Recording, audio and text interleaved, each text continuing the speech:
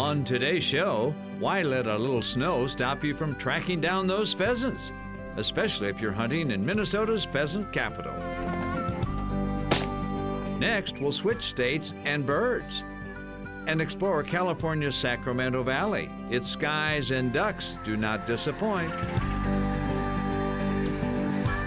And our Minnesota Bound Classic this week takes a look back at some of our favorite sunrises and sunsets, from an African dawn to the headwaters of the Mississippi River in Minnesota. Those stories and more, next.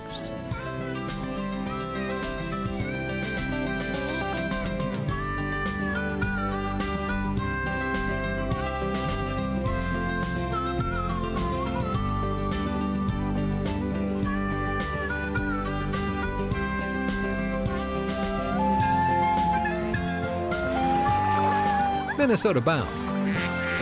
Brought to you by Minnesota's select GMC dealers. Hi everybody, Raven and I welcome you to the show, and we are all going on a late season pheasant hunt, and I'll tell you why. Late season birds are wilder, smarter, so that's a challenge, and of course you have the weather, snow and cold. Sounds great, doesn't it? Come on along. It's December in Minnesota, which means if you want to hunt ringnecks, better plan on dressing for the part and finding a landowner with winter bird habitat and pheasants. We found this farmer, Ron Olson. There's 100 acres right in here, pheasants and deer and bald eagles, whatever.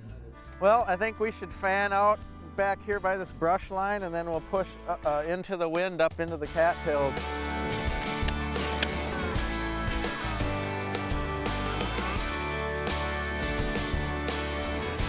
All right, well, this is late season pheasant hunting, Minnesota style. Blowing snow, quite a bit of snow, and lots of wind. So these aren't most ideal conditions, but it beats sitting around the fire, at least for now. Soon, my cold hands got warmer thanks to a bird here, a bird there. Hey, things were looking up. We saw about a dozen or so hens and a few roosters mixed in get up and laid out here in the open, so we're gonna go get them. Give the dogs plenty of time.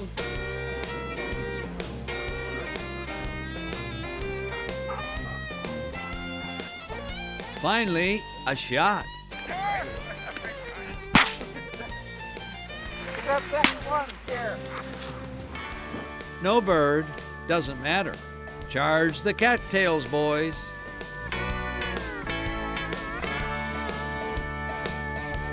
With a winter tailwind, a ringneck target is like a shooting star.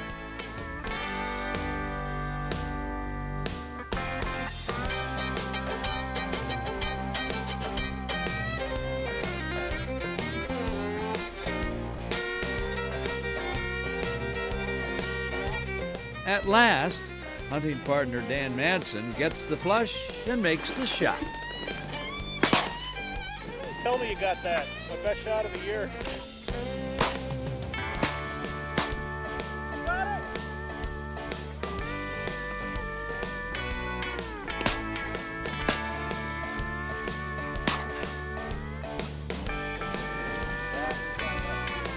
Got him.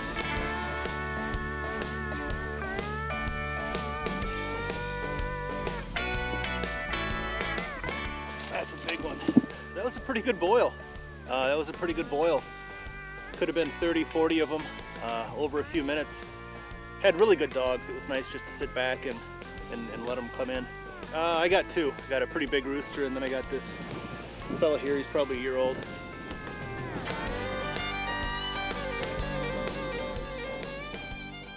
All together now. Nice shot, Ron. I love you guys. Okay, we're joking. But we were also encouraged by the air traffic above. When you find them, it's amazing. You can't even choose which one you're going to aim at. It's this one, that one, this one, and it's fun. Really causes a lot of excitement. You always have to push the heaviest cover, especially days like today where it's very windy. And of course, you were part of that. The push through the cattails is where you get them. and you've got to take it slow and give the dogs a long time to work. They got to cover a lot of ground through some thick cover and push through the undergrowth and stuff, and it takes time, so being patient and slow is very much key. The winter snows seems to do two things to pheasants: concentrates them, which is good, but makes them wilder, which isn't good.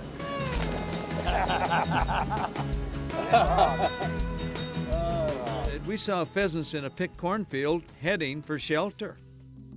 So we thought, let's wade back into the snow and surround them.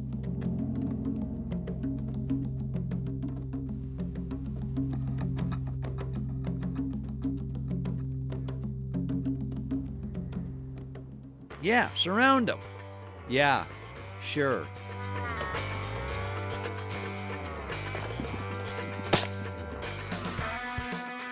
So much for that plan. Plus, I couldn't hit a snowflake.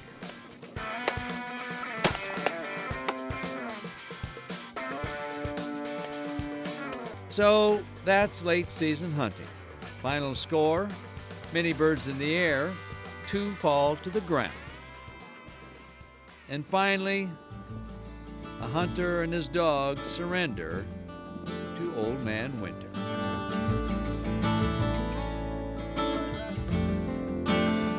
In this case, good thing the days are short.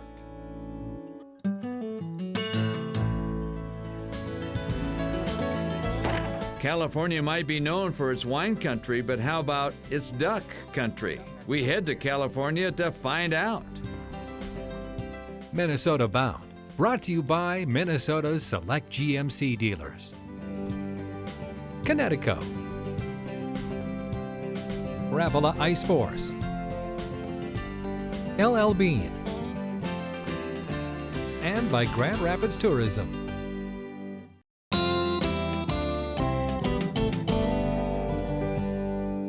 Coming up, we're going to switch, so to speak, switch states, switch birds. I'll put it this way. I've never seen so many ducks in the air as I did in a place you'll never guess, California.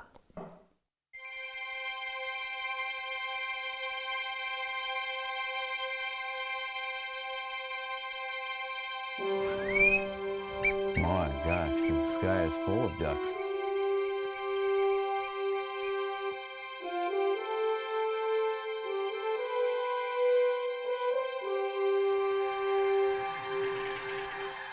Maybe this is why there's a song called California Dreamin'. Comes a big flock of geese high over us. But this is no dream. This California sky is real, alive with ducks, alive with geese.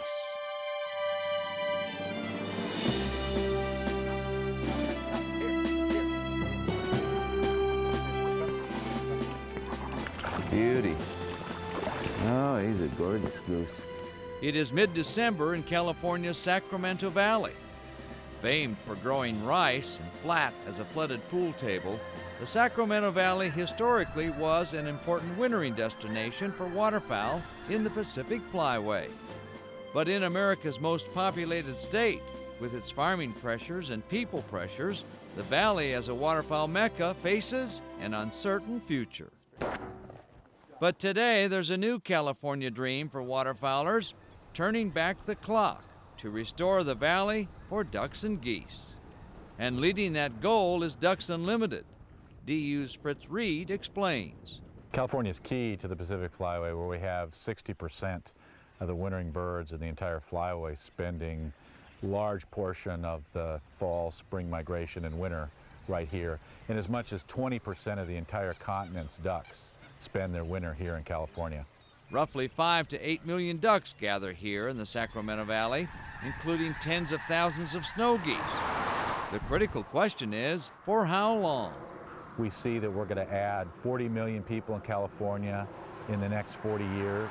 We're extremely concerned about use of water for wildlife, for the waterfowling tradition. Our plan is to secure restored wetlands, to work on making sure that the water is available, and then also to work with the farmers, because we know that flooded rice, flooded corn in the Delta is also extremely important for the food resources of these birds. This is Rancho Esquan, a California rice farm unlike any other. It produces and harvests rice here for sure. But Rancho Esquan also has an unusual owner, Ken Hoffman. In Ken Hoffman's world, farms in the Sacramento Valley can grow domestic rice as well as wild ducks.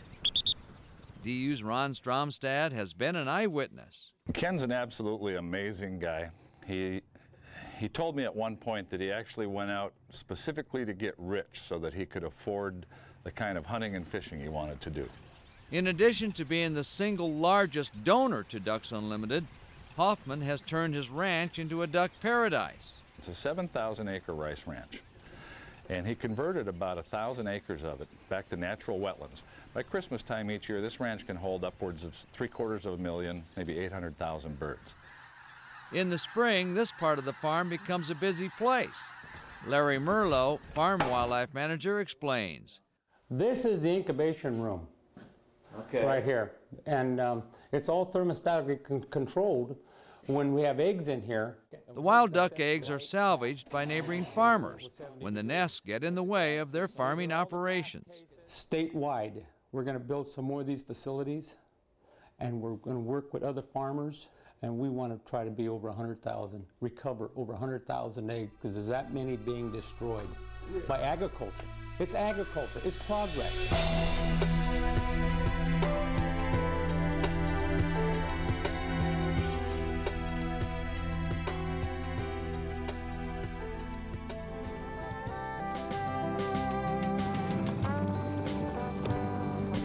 Our duck hunting adventure continues in the great state of Hollywoodland.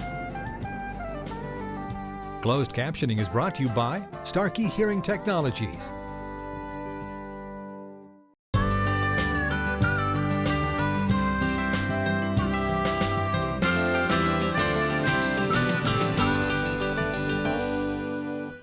We'll continue now with our very surprising and unexpected California duck hunting adventure.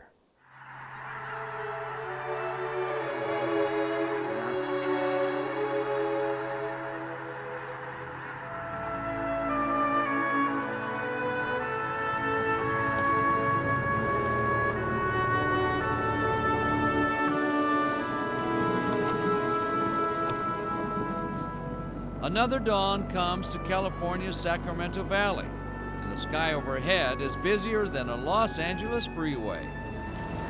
Never get tired of this, Ron, huh? No. Our necks crane skyward in unison, Ron Stromstad and me, along with Cigar, the black lab. Lordy, lordy. Everywhere you look. A longtime DU worker, Ron Stromstad has had many duck hunting mornings under his belt, but rarely with so many You ducks. got him. Take him. Good shot.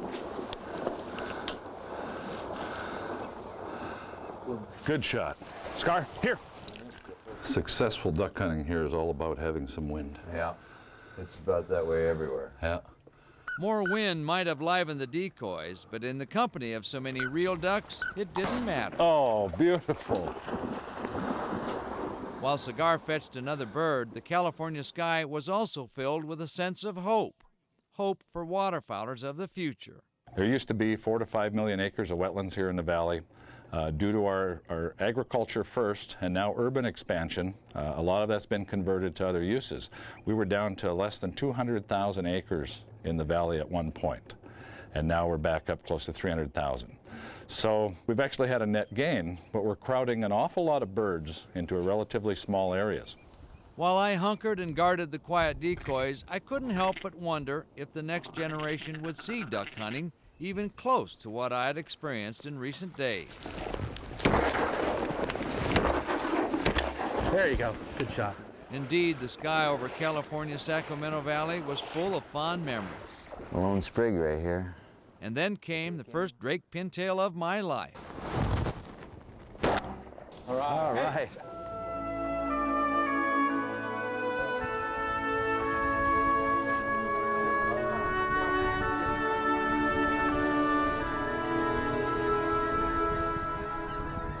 Those guys that are in the Midwest, on the East Coast, they need to know that, number one, that there's a real challenge out here.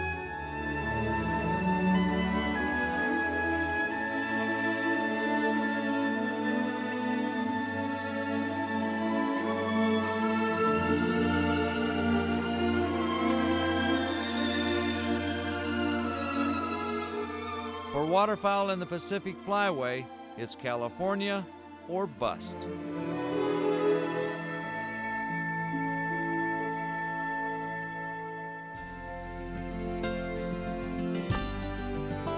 This week, our Minnesota Bound Classic features Mother Nature at her best. Our favorite sunrises and sunsets in some of our favorite places. Minnesota Bound, brought to you by Radco Truck Accessories, Ellsworth Creamery, the Minnesota Horse and Hunt Club, and by Egg Star Financial Services.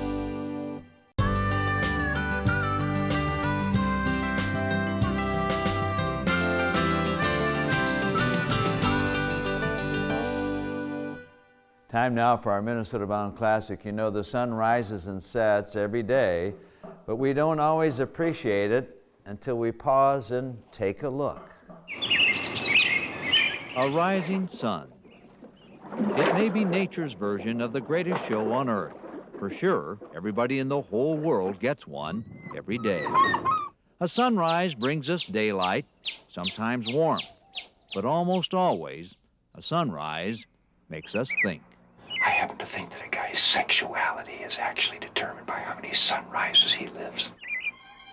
It's full of possibility and potential, and you're ready for whatever the day is going to throw at you. The really great thing about sunrises is that they are free. Free and powerful.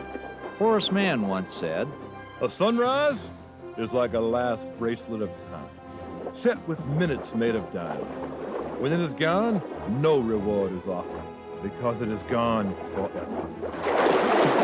No two sunrises ever seem to be alike. An African dawn is certainly different. Nothing like greeting the day with a giraffe. Halfway across the world, day breaks over an Arkansas marsh, and a symphony of birds wakes up. Sunrises in special places are always memorable. This one at the headwaters of the Mississippi River. On a Cuba morning, one thing is clear. Communism couldn't ban a rising sun. Yet, all sunrises, no matter where, seem to shed light about life itself. To author Jim Rohn, a sunrise was a lesson in time. Time is more valuable than money. You can get more money, but you can't get more time. When you're up before sunrise and you're waiting for the sun to rise on a deer stand or wherever, you realize what a long process it is. It reminds you of how slowly nature does most of what it does. As that sun's coming up, there's a stimuli. There's a stimulating growth of excitement, growth of enthusiasm that happens in a wild setting with the sun coming up that nobody has marketed. But when it comes to controversies, well, not even sunrises are above dispute. Author Clifton Webb once wrote that he hated the dawn. The grass always looks as though it's been left out all night, he said. But sunsets don't compare. You see a lot more sunsets than you see sunrises. To me, that purest time of day is the morning, and sunrises mean a lot more to me than sunsets.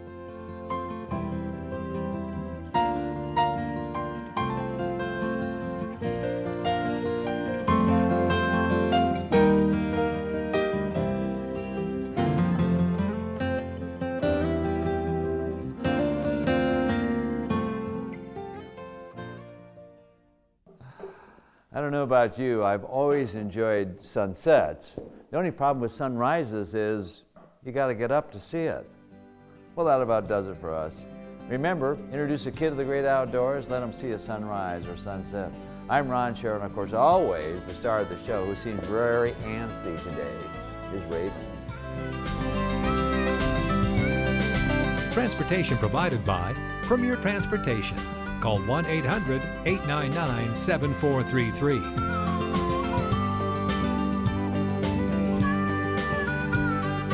more information on these stories and more, catch us on the web at mnbound.com.